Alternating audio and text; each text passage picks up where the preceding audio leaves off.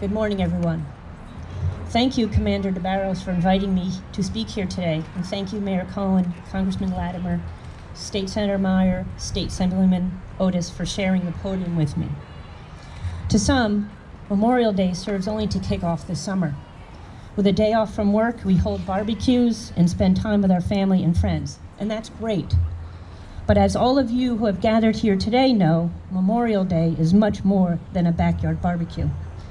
70 years ago, almost to the day, President Dwight D. Eisenhower proclaimed Memorial Day, Monday, the 30th of May, 1955, to be the day of nationwide prayer for permanent peace. At that time, the Korean War was over, and a mere 10 years had passed since the end of World War II.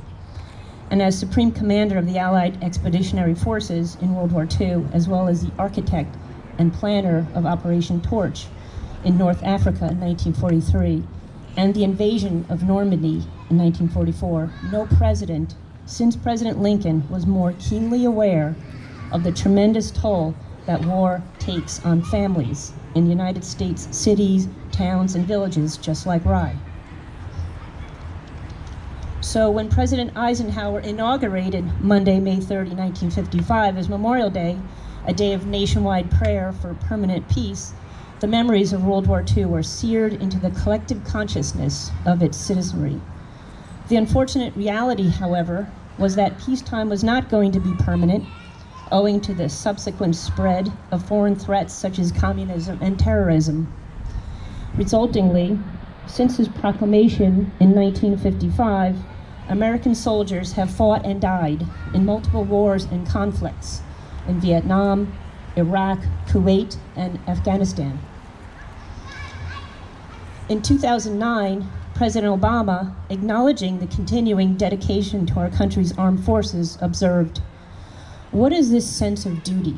What tugs at a person until he or she says, 'Send me'?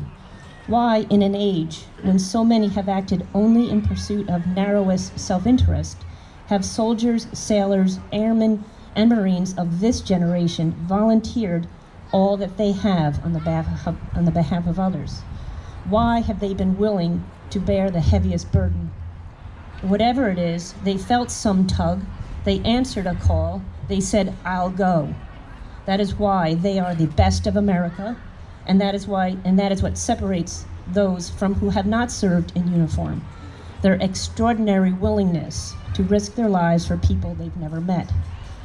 Here in Rye, on this last Monday in May 2025, and all across our great country, we gather to remember all of our fallen heroes with our Memorial Day parade down Purchase Street, and with the guidance of the American Legion Post 168 with this ceremony. And may I just say how wonderful it is that our children are here to bear witness, to remember, and hopefully to teach their children about this special day. When I was invited to speak at this gathering, I was honored, but at the same time daunted. What can I, a person who has no military experience, who fought in no battles, and who lost no loved ones in war, say that has not been said by many more eloquent speakers? But soon, that thought gave way to another. Isn't that why we are all here today? Are we not all here today because we care? We care about the sacrifices of our family members and fellow citizens. So it matters in truth, it matters very much, that those of us who have not been at war or who have never worn a military uniform come here to remember. And what can we remember about our fallen heroes? In a short while, Terry McCartney will read the Roll of Honor. He will tell you who fought and who died from our own beloved city.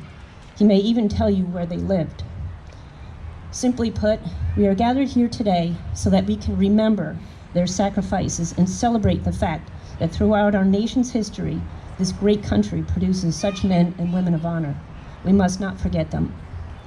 To quote Lenore Hetrick's poem entitled Our Memories, "If we remember those who are gone, then they live again. They are here once more, they smile and speak, just as do living men." In closing, I thank you for being here and for remembering all of our fallen heroes, for in doing so, they live again. Thank you.